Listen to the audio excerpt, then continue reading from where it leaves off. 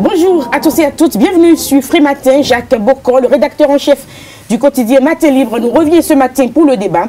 Nous parlerons du procès des grossistes répartiteurs et l'annonce de plusieurs réformes dans le secteur pharmaceutique. Comment y parvenir sans les pharmaciens? Nous aurons l'occasion d'en parler dans le débat sur Free Matin. La une des journaux sera présentée par Kader Achirou. Bonjour. Bonjour à vous Nadia Dion, bonjour chers amis internautes. À la une des parutions ce matin, nous avons le dossier d'achat de motos au profit du ministère du Cadre de Vie et du Développement Durable, le blocage de la tenue du congrès constitutif du parti politique, des soutiens de Sébastien Germain à Javon, face à la levée de la motion de grève par l'intersyndicale de la maternelle et du primaire, sans aucune consultation de la base, et la construction de modules de classe dans 8 écoles déshéritées de Boycon. Des soutiens de Sébastien Germain dans quel cadre, Kader Achirou? Dans le cadre du congrès constitutif de son parti politique. D'accord, nous aurons l'occasion donc d'en parler dans la une des journaux. Le bulletin matinal d'information, Carles Tomé, bonjour. Bonjour Nadège. Aujourd'hui, 20 mars 2018, c'est la journée internationale de la francophonie. Et la motion de suspension de la grève de l'intersyndicale de la maternelle et du primaire font l'actualité de ce matin.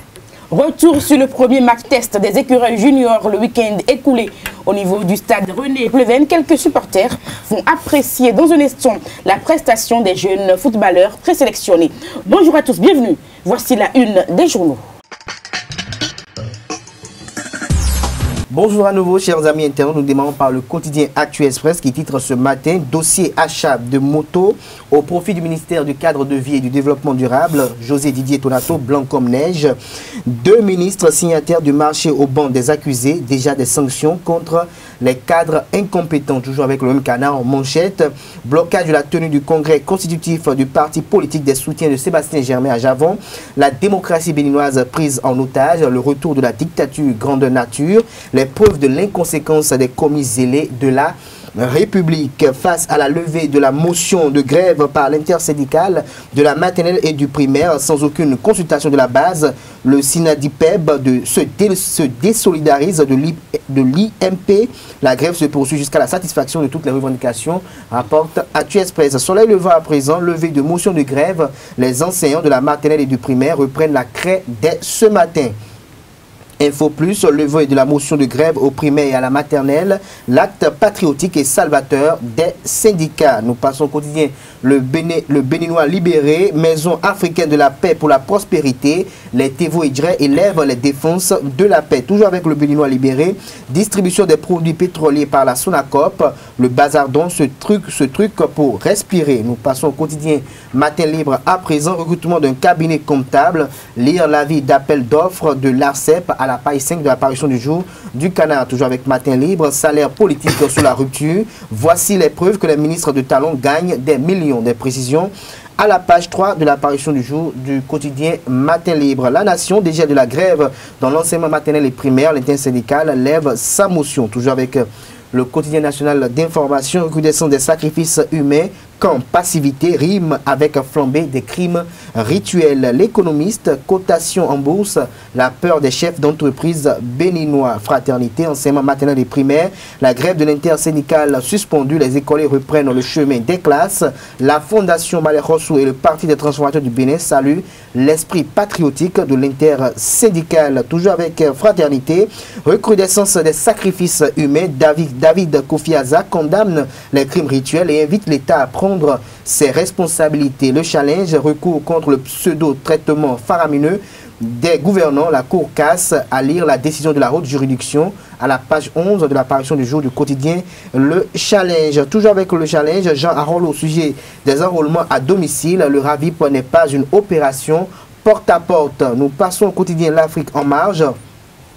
Intention d'attribution du projet épine dorsale à la Chine, la rupture poignarde Samuel Dossou. Après Rodriguez, un autre opérateur floué, Claudine Prudentieux, continuera-t-elle à soutenir le programme d'action du gouvernement, s'interroge le Canard. Le matinal, suspension de la grève à la maternelle et au primaire, l'école reprend progressivement vie. Bravo à l'IMP, le spectre de l'année blanche écarté, les centrales et confédérations syndicales sont le dos au mur. Toujours avec le matinal, construction d'infrastructures routières dans le Borgou, Tchaourou, fait confiance à Patrice Talon. La boussole, secteur de l'enseignement primaire et maternel, l'intersyndicale suspend la motion de grève sans consulter sa base.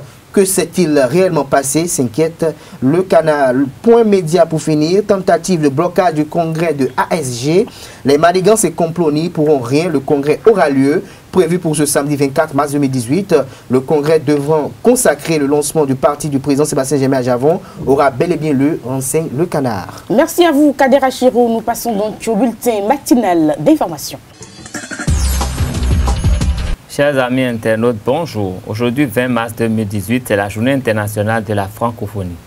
La langue française, notre trait d'union pour agir, est le thème de cette année. Des concours de mots, des spectacles, des festivals de films, des rencontres littéraires, des rendez-vous gastronomiques, des expositions artistiques et bien d'autres activités qui valorisent la langue française sont organisées dans les 80 pays qui ont la langue française en partage sur les 5 continents.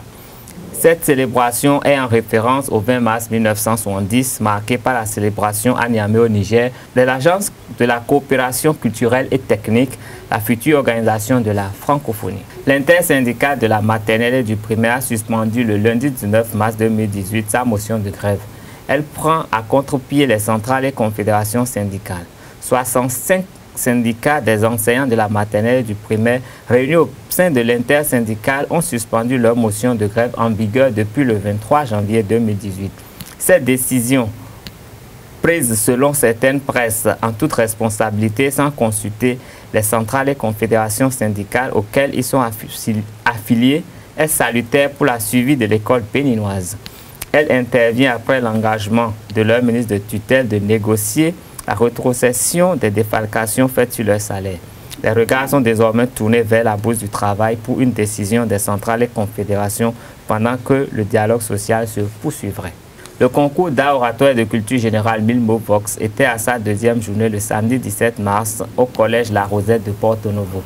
Les candidats venus du CEG d'Avier, du lycée Tofa 1er et du collège Haute ont rivalisé d'ardeur, de culture et de beaux discours à la satisfaction du public.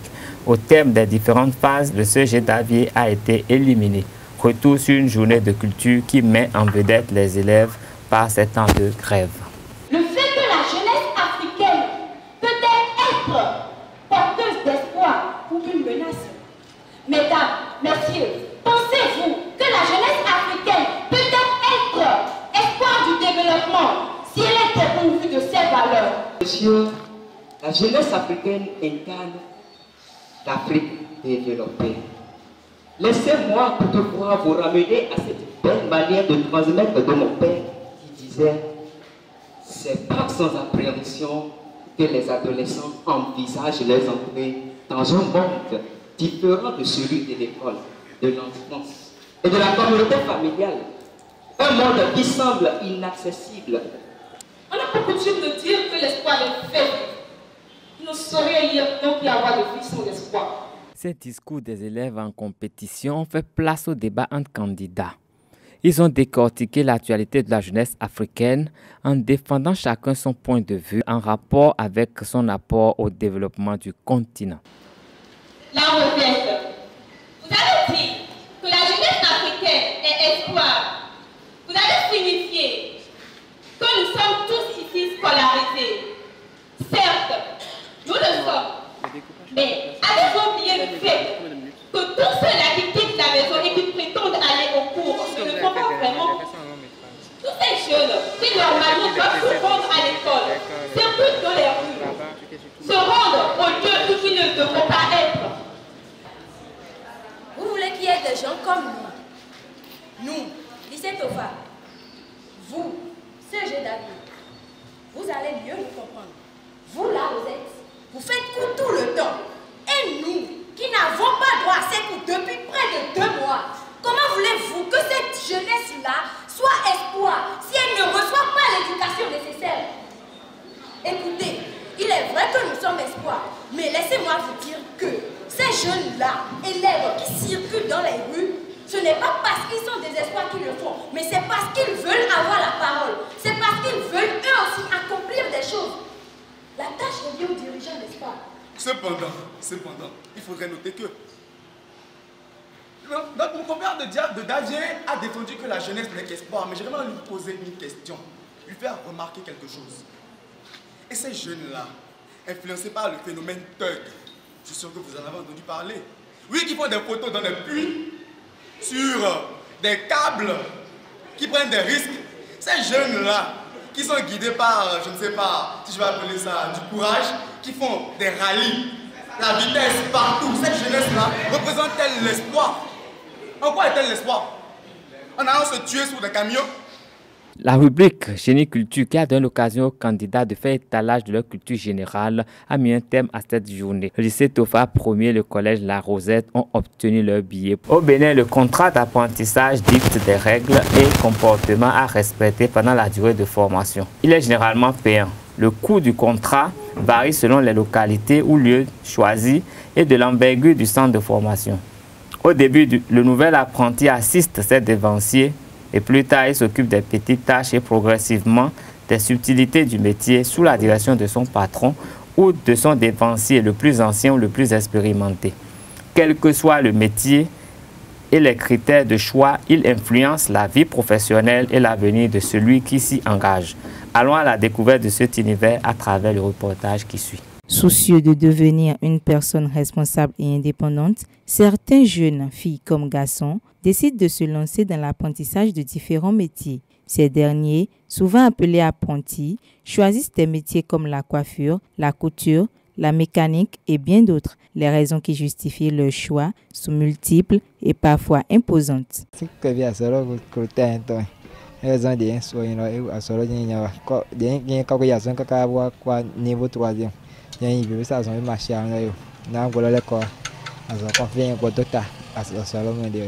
Comme des hommes, école quoi, des wajodo, on va choisir pour garder, on a donc sorti quoi. Des hommes bon, alors comment aller, on va choisir de n'avoir J'ai choisi ce métier parce que ça a été un don pour moi quoi. Parce que moi-même j'ai voulu. Malgré les difficultés auxquelles ils font face, durant leur séjour dans les divers ateliers d'apprentissage, ces derniers ne se découragent pas. Souvent aidés par le patron et les parents, ces jeunes n'ont qu'un objectif à atteindre. Mais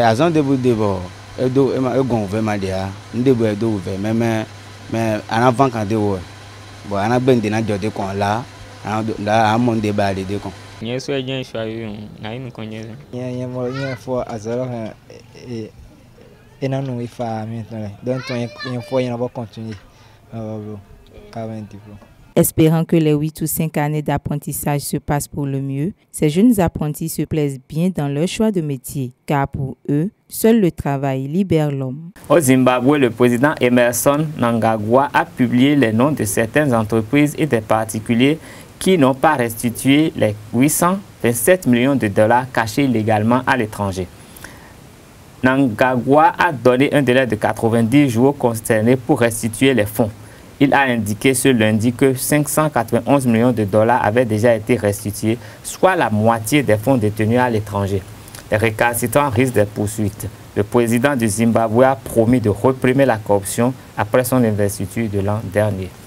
Des tractations diplomatiques ont démarré entre le Sénégal et l'Espagne cette semaine après la mort de 2 Sénégalais dans des heurts avec la police à Madrid.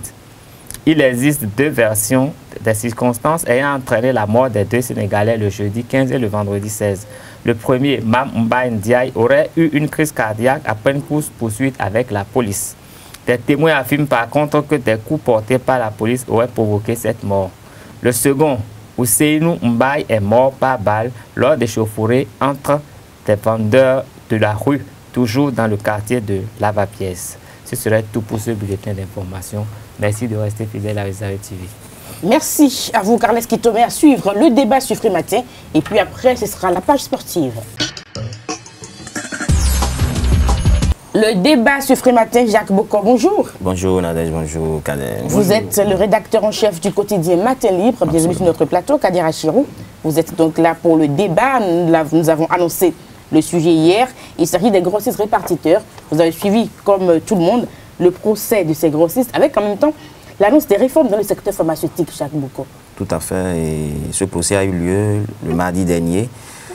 Et avec le verdict que nous avons suivi de lourde peine aux grossistes et puis des amendes également jusqu'à 100 millions collectivement, 10 millions individuellement, avec 4 ans de peine à purger en prison, D'abord, il faut préciser que on ne saurait rester à l'écart de cette lutte engagée par le gouvernement. Un gouvernement qui vient, qui dit « je veux lutter contre les faux médicaments ».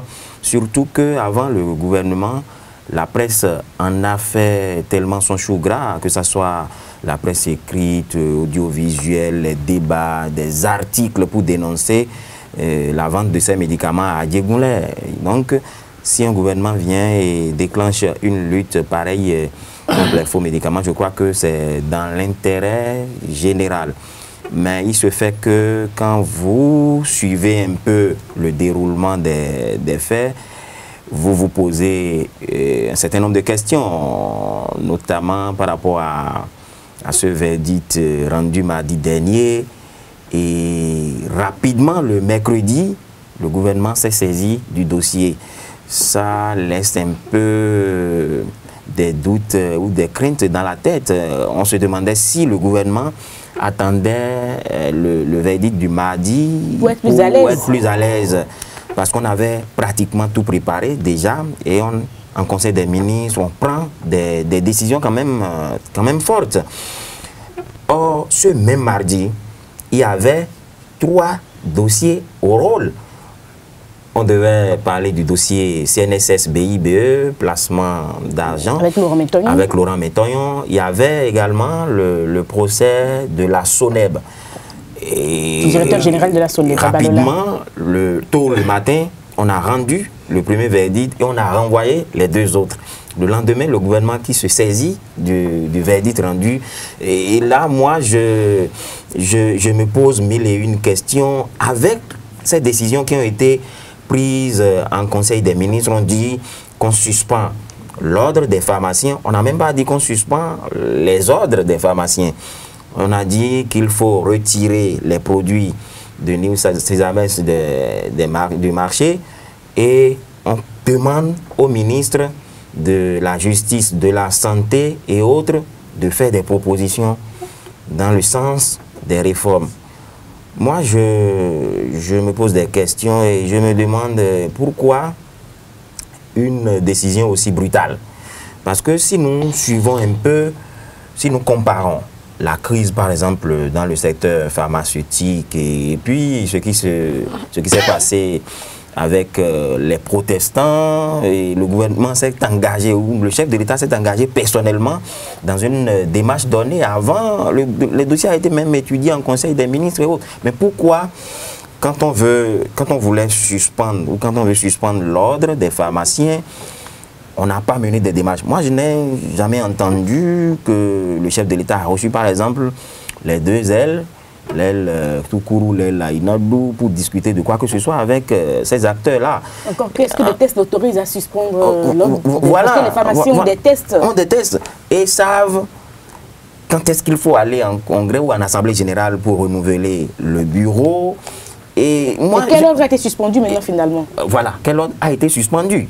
Encore que il y a ce procès qui est pendant, devant, et on n'a jamais eu le verdict. Donc moi je me demande, mais pourquoi le gouvernement se précipite, se dépêche de suspendre l'ordre et de vouloir opérer des réponses? Et vous avez vu la réaction de l'intersyndicale des pharmaciens, n'a pas trop attendu. Le lendemain, ils sont montés au créneau pour dire qu'ils ne sont pas trop d'accord avec la décision qui a été rendue. C'est comme si tout ce qu'ils font a été peint en noir et on ne les a même pas consultés. Et qu'ils sont maintenant prêts à échanger avec le ministre de tutelle et même le chef de l'État. Donc, moi, je voudrais quand même poser aussi un problème. Comment les médicaments de New Sésame ont pu se retrouver sur le marché béninois? Et dans le Conseil des ministres, le gouvernement a bien précisé qu'on retire l'agrément de New Sésame. Ça veut dire que New Sésame avait un agrément. Mais si les médicaments que New Sésame importe vers le Bénin se retrouvent au domicile d'un député, ça veut dire que quelque part, il y a un dysfonctionnement. S'il y a un dysfonctionnement, qui sont les responsables? Les structures étatiques en charge de contrôler, disons, la transaction, l'importation. Qu'est-ce que ces structures ont comme péché dans tout ce qui a été où se trouve la faille? C'est trop facile en fait de... Devant les tribunaux, c'est vrai, on avait mis sous convocation la direction de la pharmacie, notamment le DPMed, mais après ça s'est soldé par une relâche pure et simple. Mais comment se fait-il que ce sont les grossistes seuls qui ont été condamnés, impliqués dans ce désordre qu'on dénonce aujourd'hui? Donc, vous voyez qu'il y a tellement de zones d'ombre qu'il faut qu'on nous élucide. Voilà. Alors, Kader Achirou, ça va bien un agrément. Donc, finalement, pourquoi on parle de faux médicaments? C'est compliqué ce dossier. C'est plus que compliqué, c'est un dossier qui reste enveloppé par un voile de mystère que même la justice n'aura du mal à nous élucider d'ailleurs, parce que à y voir de près, quand il voit un peu la manière dont les choses ont été conduites, la manière dont les choses ont été théâtralisées à leur manière donnée, on a même de se dire sans risque de se tromper d'ailleurs qu'il y a un complot qui s'est passé à ce niveau. Je vais m'expliquer, je vais me justifier. Le chef de l'État actuel, sous l'égide peut-être du garde des Sceaux, a peut-être décidé de pouvoir mener une lutte contre les faux médicaments. C'est tout à fait normal et qui est en phase avec l'appel de Cotonou. Mais ce qu'on ne comprend pas et qu'on n'accepte pas, c'est que les médicaments qui sont retrouvés chez le député dit docteur de pharmacie à Djegoulet, on puisse retrouver des factures ayant l'entête des dites structures de grossistes répartiteurs. Je demande comment les factures de Atao peuvent avoir l'entête de ces grossistes. Ou bien il y aura les noms de ces grossistes comme clients de Atao. Mais comment les factures peuvent porter l'entête? Parce que les factures doivent porter l'entête de la structure qu'on vend, qui vend. Donc je pense qu'à ce niveau d'abord, il y a déjà une irrégularité qui est là. Et qu'on va jusqu'à prendre les directeurs généraux de cette structure, je pense qu'il y a une volonté manifeste de vouloir affaiblir les dites structures. Parce que quand on y voit de près le fonctionnement de ces structures de grossistes répartiteurs qui fonctionnent sous forme d'actionnariat, nous avons également un fonctionnement comme la CNSS, où l'État a été obligé d'aller prendre le président du conseil d'administration. Alors dans le cas d'espèce, pourquoi le gouvernement n'est pas allé prendre les présidents du conseil d'administration et aller prendre les directeurs généraux? Parce que le conseil d'administration a quand même, selon les tests de loi, dans les prérogatives et d'ailleurs la mission de vouloir contrôler la direction générale. Alors si il y a faille au niveau de la direction générale, c'est le conseil d'administration de façon légale qui répond de ces travers devant la justice. Alors pourquoi le gouvernement n'a pas décidé de prendre les présidents ou les présidentes du conseil d'administration et a décidé pour sa part d'aller directement prendre les directeurs généraux qui sont quand même les maillons essentiels de la chaîne de fonctionnement de ces structures répartiteurs et grossistes répartiteurs? Je pense qu'en enlevant ces directeurs généraux, les structures ont fonctionné certes, mais je pense qu'il y aura fortement un gros coup et elles auront du mal à se relever parce que d'autres sont là même installés depuis plus de 20 ans à la tête de cette structure, et donc les enlever là, c'est quand même créer un grand fossé. Comme l'a évoqué mon vis-à-vis déjà d'ailleurs, à l'entente de son intervention, le gouvernement estime que les grossistes répartiteurs doivent être jugés le mardi, mais que Laurent Metteur, qui est en prison bien avant les grossistes répartiteurs, doit retourner en prison parce qu'il y a grève. Et que Babalola, qui paraît-il est un soutien du gouvernement en place, parce qu'il n'a pas été dégommé à l'avènement de ce régime, on estime que c'est un soutien du régime, ce qui est totalement une affabulation. On estime que lui aussi, il faut renvoyer son procès ailleurs, dans un lendemain lointain. Alors, et du coup, le lendemain, mercredi, le Conseil des ministres dit prendre acte de la dite décision et décide de réformer le secteur. Et dans le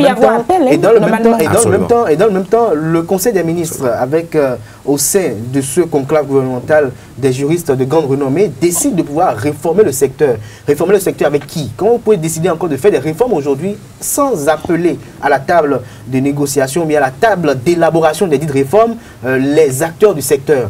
Le Conseil des ministres décide également de suspendre l'ordre, alors que nous savons bien, il est un secret de police de savoir aujourd'hui qu'au Bénin, il y a deux ordres d'information au Bénin. Il y a une aile dirigée par Aïnadou et une autre aile dirigée par Moutiatou Toukourou. Et on le sait qu'il y a quand même s'il y a un ordre qui est logé au ministère de la Santé, il y a l'autre qui est quand même toujours dans le siège de l'ordre. Alors il y a une sorte de bicéphalisme au niveau des pharmaciens, et que la justice même n'a pas encore pu élucider. Et il y a déjà une grosse qui circule, celle sur laquelle se base généralement la DPMed pour pouvoir agir, celle de la Cour la Cour de justice qui dit quand même qu'elle ne reconnaît pas Dr Toukourou comme président de l'ordre. Mais la Cour n'a pas dit.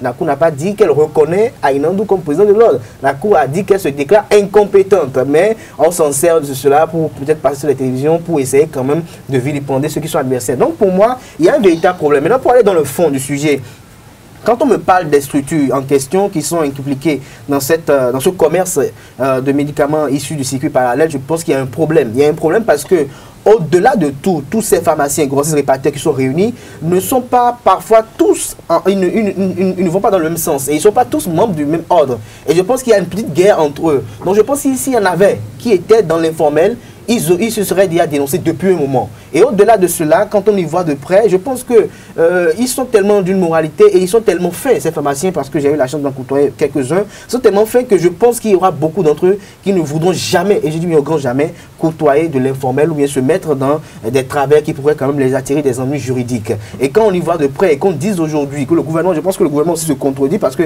quand on dit que les produits sont rentrés dans le pays sans passer par le cordon douanier et que vous voulez nous dire que la structure en question a un agrément et que vous dites après que ça se passe ainsi, je pense que même le gouvernement actuel a été complice de la situation. Il ne s'agit pas même d'une défaillance du gouvernement précédent. Parce que si les médicaments viennent et sont stockés chez Atta Ouaman Renouko, ça veut dire que depuis le 6 avril 2016, ces médicaments venaient toujours, étaient stockés là. Et pourquoi maintenant on en parle? C'est là qu'il faut peut-être poser les interrogations légitimes pour essayer de comprendre pourquoi, quelle est la motivation réelle du gouvernement. C'est vrai, si le gouvernement ne justifie pas preuve par preuve devant l'opinion publique nationale et internationale, pourquoi il estime et pourquoi la justice a dit que ceux-là sont impliqués dans le trafic illicite, ils donneront raison aux affirmations selon lesquelles le chef de l'État ou ses proches veulent rentrer dans ce secteur, veulent mettre même basse sur ce secteur qui est quand même assez bénéfique et assez rentable. Je dirais pour finir mes propos pour dire qu'il est impératif aujourd'hui, au-delà de tout, que les pharmaciens s'unissent pour défendre leur cause. Une cause assez noble. Parce qu'aujourd'hui,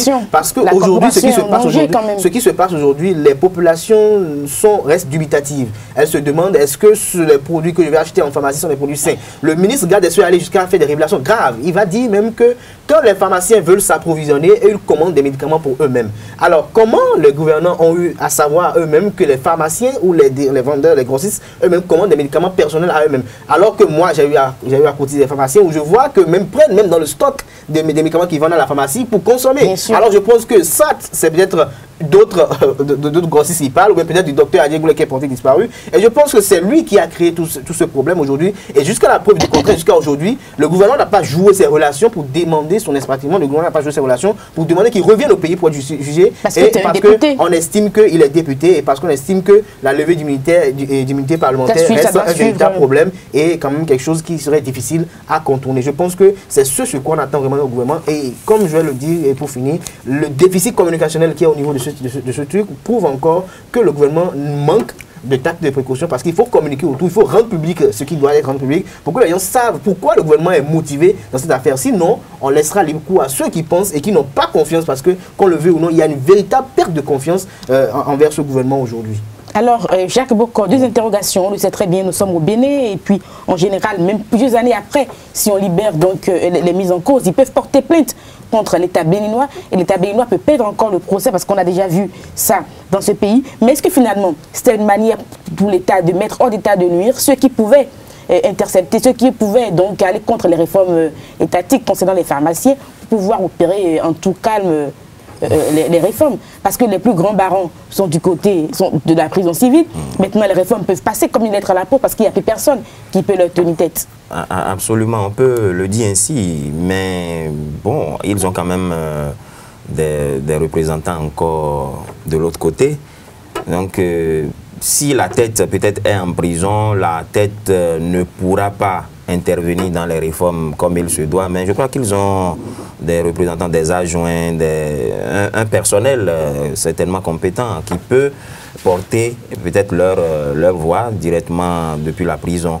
Mais le problème qui se pose, quand le procureur avait effectué sa sortie médiatique pour nous donner quelques bribes sur la question, sur le dossier, moi, j'étais de ceux qui estimaient qu'il faut sévir sans parti pris, sans complaisance, parce que quand le procureur dit qu'on est allé même jusqu'à retrouver des bons de commande dans la documentation au domicile, après la perquisition au domicile du député Atao. Et j'entends hier, par exemple, sur un plateau, dans un studio de radio, les grossistes qui disent non, nous n'avons jamais su que Néo Sésamès composait avec le député. Et si l'Indien qui représente Néo Sésamès a pu avoir des documents de séjour au Bénin et que l'intéressé se retrouve au domicile d'un député, les failles encore, c'est à aller rechercher au niveau étatique. Puisque comment se fait-il que quelqu'un qui représente une firme se retrouve au domicile d'un élu du peuple, qui plus est un législateur, quelqu'un qui est censé connaître la loi. Alors, et les grossistes également disent, oui, on peut peut-être retrouver nos bons de commande là-bas, puisque nous fonctionnons par voie électronique, par mail.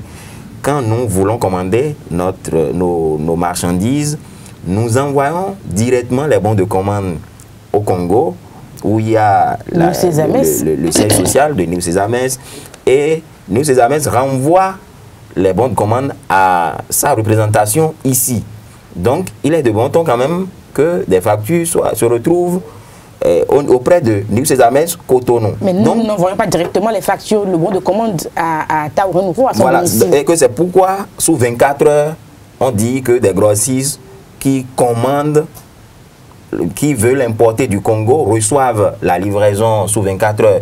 Et que ça peut se faire ainsi, surtout que c'est par voie électronique. Ben, nous n'avons pas tous les éléments en main. Peut-être que la justice, les juges ont travaillé, ont fait un travail de fourmi et détiennent pas devant eux d'autres preuves. Mais ce à quoi moi je tiens, je pense que ce procès est un procès au goût inachevé. Inachevé parce que je vais vous lire le circuit de distribution des médicaments tracé par un spécialiste du domaine, un pharmacien. Un pharmacien qui a même fait le schéma. Et je vais sauter des étapes. On dit au Bénin, plus de 90% des médicaments utilisés par la population fabriqués ne sont pas des produits localement, fabriqués, mais importés. Et le circuit d'importation et de distribution des produits de santé est encadré au sein de l'UEMOA et doit faire objet de contrôle régulier par les autorités de réglementation nationale du médicament, la DPMED, c'est-à-dire la direction de la pharmacie. Pour le cas du Bénin, le circuit de distribution du médicament au Bénin est divisé en deux volets, suivant le secteur public et privé. En ce qui concerne le secteur public, la structure qui a l'autorisation d'importer les médicaments est la CAME, la centrale d'achat des médicaments essentiels. Voilà. La CAME fait l'objet d'une autorisation de la DPMED et importe des produits qui doivent bénéficier d'une autorisation de mise sur le marché de la part de la direction de la pharmacie. Bien, et etc. Et je saute rapidement et je reviens. On dit, et cependant, il est de l'entière responsabilité de la DPMED, autorité de tutelle du médicament au Bénin, comme mentionné dans l'arrêté numéro 095 portant attribution, organisation et fonctionnement des médicaments et exploration diagnostique, de s'assurer du respect des bonnes pratiques de distribution en veillant à l'application des normes en qualité en tout point du circuit de distribution. Ce travail passe par le contrôle des documents de qualité tout au long du circuit, l'inspection documentaire et physique au niveau des fabricants, des services douaniers, des grossistes répartiteurs publics et privés, des officines de ville et de dépôt. Et le pharmacien en question, Maël Dandinou, elle s'appelle, puisque c'est Maël avec 2 L, les délégués médicaux sont des représentants des laboratoires pharmaceutiques qui sont chargés de faire la promotion des spécialités de ces laboratoires auprès des professionnels de santé. Ils ne font en aucun cas partie du circuit de distribution du médicament et ne sont pas habilités à stocker des médicaments sur eux ou bien pas devant eux.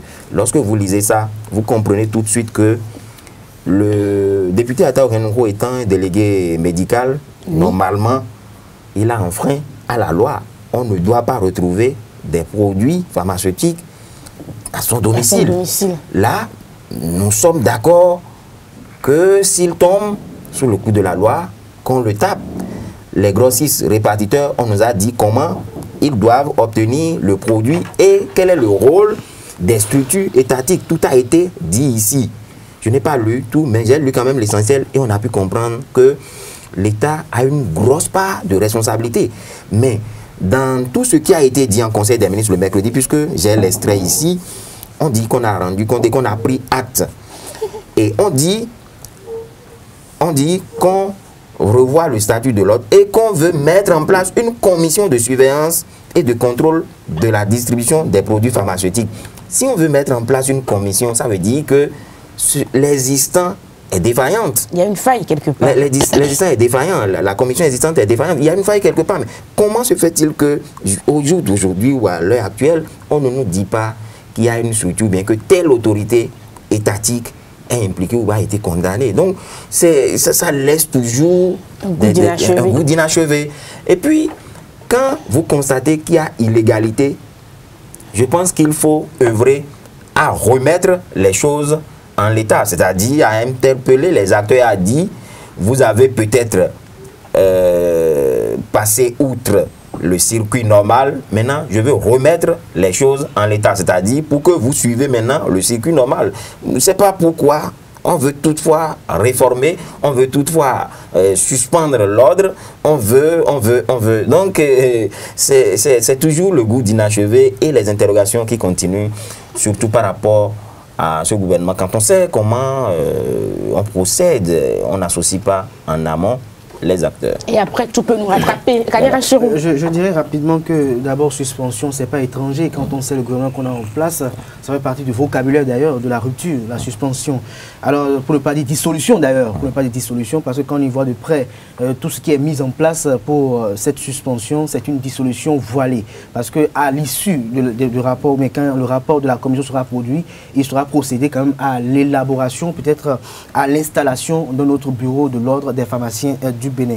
Je dirais que le gouvernement actuel est d'ailleurs même complice de la situation, parce que s'il n'y avait pas l'affaire Ata Orenro, on n'aurait pas vu ces factures, on n'aurait pas su que le gouvernement est défaillant à un niveau donné, que le gouvernement pendant 2 ans, et que le gouvernement a été défaillant et que le gouvernement n'a pas pu sanctionner les autorités administratives compétentes, n'a pas pu en mettre sous les verrous ceux qui sont censés contrôler la chaîne de transport de ces transactions. Je pense que le gouvernement a failli et que le gouvernement reste ou bien est peut-être à parti pris dans le dossier, parce que on se demande de savoir pourquoi le gouvernement décide aujourd'hui d'en parler. Et est-ce que cette affaire de chauffeur retrouvé avec des médicaments et autres n'est pas quand même une histoire bien taillée sur pièce, avec des éléments concordants et compétents et tout aussi percutants, pour essayer comment la finalité d'aller découvrir ce qui était enfoui et qui était connu par un cercle restreint. Je pense qu'il y a autant d'interrogations que nous ne pourrons pas peut-être élucider sur un plateau de télévision, autant d'interrogations que même la justice elle-même, avec de grandes investigations dans tout leur gigantisme, ne pourront pas être élucidées. Mais je pense que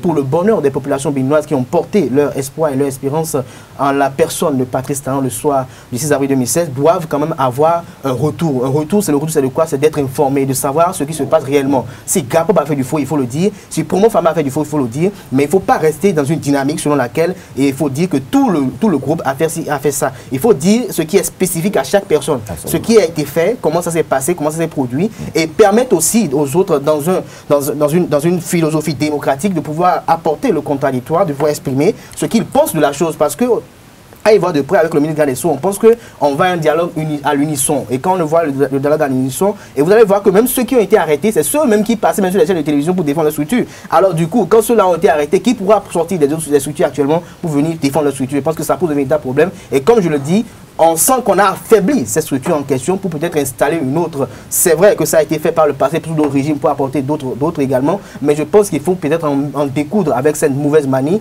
qui, pour la plupart du temps, sont des manies éphémères, parce que qu'on le veut ou non, la justice divine prend toujours le dessus de pas, et à la finalité, nous assistons à des calamités, à un désastre que le peuple béninois n'a peut-être pas demandé, mais il en demeure le seul comptable. Donc je pense qu'il est impératif aujourd'hui pour le gouvernement de pouvoir communiquer autour du dossier. Le procureur aussi doit faire une sortie pour informer les journalistes, informer l'opinion sur ce qui a été réellement de ce dossier et de dire réellement la part de responsabilité. Mais je pense, jusqu'à preuve du contraire, que c'est quand même le gouvernement est véritablement coupable et qu'il ne faut pas peut-être garder les grossistes. Parce que si le gouvernement, je répète encore, pendant 2 ans n'a pas pu voir ce dossier et qu'il a fallu cette affaire de Pangia 9 qui a conduit à un chauffeur arrêté et qui a conduit à une perquisition du domicile de la Tao, et on a retrouvé des tonnes, des centaines de tonnes de médicaments qui sont contestés même par les avocats de monsieur parce qu'ils disent que les produits ne vont pas de cette envergure et qu'il y a même des camions vides qu'on a mis sur la voie pour peut-être faire diversion, pour faire croire qu'il avait beaucoup de médicaments et qu'il y avait comme si c'était un règlement coup de coup politique.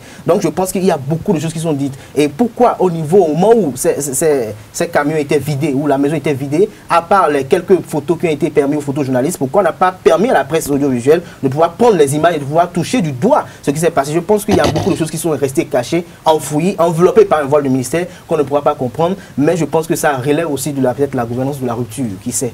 Merci à vous, Kader Achirou, Jacques Bokor. C'était le débat sur Frimatin. Nous sommes revenus sur cette affaire des médicaments des grossistes répartiteurs qui sont actuellement en prison au Bénin et l'annonce des réformes dans le secteur pharmaceutique par le gouvernement du président Patrice Talon. Nous allons passer au sport sur Frimatin. Lario Sadiak Beno, bonjour. Bonjour Nadège, bonjour chers amis internautes. Les sports sur Frimatin, donc, retour sur le premier match test des écureuils juniors. C'était au stade René Pleven de Cotonou le dimanche passé. Les supporters ont apprécié à leur manière la prestation des jeunes footballeurs. Tout à fait Nadège, nous allons suivre les impressions de deux de ces supporters qui ont suivi de bout en bout ce premier match amical. Ils sont plus ou moins satisfaits de la copie présentée par la sélection nationale junior en constitution. C'est un premier match test.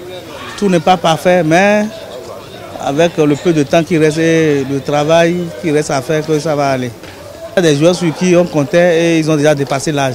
Maintenant, on ne peut que faire avec ceux qui ont l'âge et qui peuvent jouer. Maintenant, avec cette sélection, bon, ça va, ça peut aller. Ce n'est pas mal parce qu'avec le jeu qu'on a vu, j'ai suivi le premier match et le deuxième match parce qu'ils ont formé deux équipes. Donc, avec la prestation que les petits ont, la manière ils se sont comportés sur le terrain cet après-midi, ce n'est pas mal.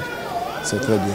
Les supporters ne se sont pas seulement prononcés sur la prestation des jeunes footballeurs présélectionnés. Ils sont revenus sur l'encadrement technique nommé à la tête de cette sélection. Ils ont également apporté leur appréciation. La plupart des supporters estiment que c'est un staff technique composé d'entraîneurs expérimentés, en particulier d'un technicien qui a fait ses preuves sous d'autres cieux. Écoutons à nouveau les deux intervenants dans l'extrait précédent. C'est un encadrement technique expérimenté. Donc avec les expériences de Wandirou Valais, un peu partout en Afrique, suivi de Sitou Rachad et de Goudia Bruno Adoula, on peut compter sur eux. Le Libéria n'est pas une foule de guerre, donc on peut dire que l'essentiel c'est de gagner le Libéria et après le Libéria on verra le reste après. Ça promet. Je suis sûr et certain. D'ailleurs l'encadrement technique qu'ils sont en face d'eux actuellement là, je pense qu'avec cet encadrement technique là, ça peut nous amener loin. Comme vous l'avez constaté, ces supporters croient que le Bénin peut passer l'étape du Libéria. Et pour être plus complet sur les préparatifs des écureuils juniors en prélude au démarrage des éliminatoires de la CAN U20 Niger 2019, avec le déplacement à Morovia fin mars, les joueurs retenus à l'issue du match test du dimanche dernier sont regroupés depuis hier soir au Centre d'excellence de football Dr Issa Ayatou de Misrete. Parmi eux, on note la présence de 5 sociétaires de ESAEFC. Il s'agit entre autres de Bello Rochdan, milieu de terrain, de l'excentré Michael Dossou. Merci. Allez-y. D'autres joueurs sont annoncés pour renforcer le groupe. Donc d'autres joueurs sont annoncés pour renforcer le groupe, comme le dit Lario Sadiak Beno. Merci à vous. Merci à vous également et bonne journée à nos chers amis internautes. C'était donc l'espoir sur Frimatin pour mettre un terme à cette émission matinale que nous avons eu du plaisir à vous présenter. On va se retrouver demain pour un autre numéro de Frimatin. Portez-vous bien. Au revoir.